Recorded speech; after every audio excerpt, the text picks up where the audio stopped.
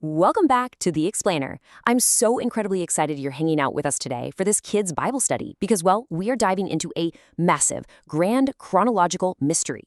And I mean a mystery that literally starts at the very beginning of the world, travels all the way through ancient towering cities, and ends with a spectacular, fiery finale. So we're going to look super closely at something you use every single day, probably without even thinking about it. Words. But not just any words. We're talking about the incredible hidden power inside of them. All right, are you ready for this? Let's get into it.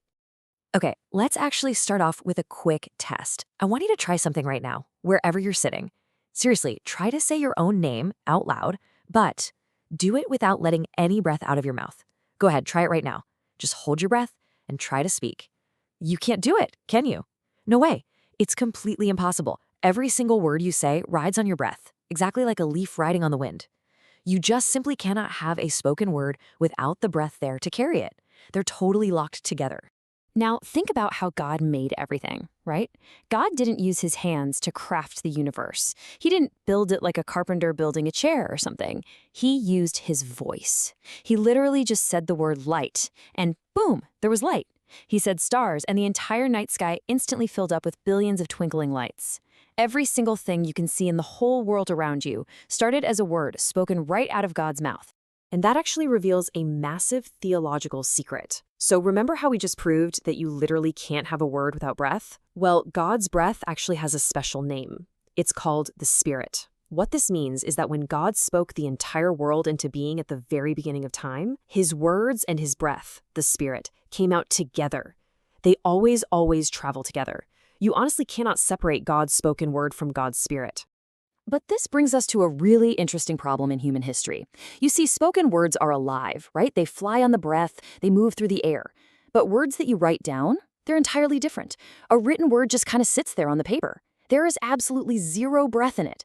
And because it's just sitting there on a page, well, that means it's vulnerable. It means some bad guy with an eraser could come along and change it, and nobody would even know. That exact vulnerability brings us to a super famous story you've probably heard of, the Tower of Babel. So a long time ago, everyone on Earth spoke just one single language, and a group of builders in a big city figured something out. Let me let you in on a little secret, though. They weren't just trying to build a really tall tower just to show off. Nope. They actually had a sneaky, villainous plan. They wanted to hoard information. They realized that if there was only one language, they could totally control the story. Let's break down this sneaky plot for a second. Step 1. Keep everyone speaking exactly one language. Step 2. Put themselves in charge of that language. Step 3, and honestly, this is the scary part. If they are in charge of the only words that exist, they could use their metaphorical erasers to erase God's breath right out of the story. They could literally change the truth. And step 4, since everyone spoke the exact same way in the exact same place, there'd be no other copies anywhere else in the world to double-check. Nobody would ever know the truth had been erased. So how does God handle this plot? He comes down and sees exactly what they're doing. But he doesn't just knock the tower over. Actually, scratch that. He doesn't just take the words away from them either. Instead, he does something wildly clever. He solves the puzzle by splitting that one single language into 70 different languages. He places these 70 new languages inside the people, and then he sends the families of the earth walking out in every possible direction, all across the globe. Let's do a little bit of quick math together to see just how brilliant God's backup plan really was here.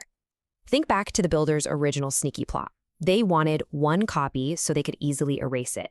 But now, God has split the story into 70 different languages, carried by families all over the earth. So, if a bad guy today manages to erase God's breath from just one copy of the story, how many copies are left? Take a guess. Exactly. 69 copies are left. With 69 other language copies spread all over the earth, it is mathematically impossible for a bad guy to erase the message everywhere. There are simply way too many copies, spread way too far apart, being spoken by way too many mouths. And here's the absolute best part. Every single time anyone, anywhere, speaks that message out loud in their own language, the breath comes right back into the words. Because remember our test? You can't say it without breathing it. So the absolute crucial point we have to understand here is that the whole event at the Tower of Babel wasn't God just being mean or, trying to confuse people to punish them. Not at all. It was God executing a genius strategy to protect his word. He took his most precious treasure, his story, and he packed it safely into 70 different backup boxes. He handed those boxes to families walking in every direction, just making sure that his truth could never, ever be entirely erased by people trying to stay in charge. I mean, just look at how this epic story builds across biblical history.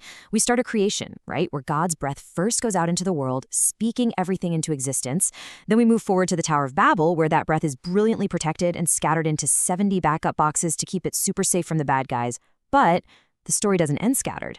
It leads us all the way to a spectacular moment in the New Testament called Pentecost, where every single scattered breath finally comes home. On the day of Pentecost, that amazing final triumph happened. Fire literally came down from heaven onto Jesus' friends. And suddenly, everyone gathered in that city heard the incredible message of God. But here is the truly amazing part. God didn't just pick one language to tell them the good news. He used all 70 languages at once.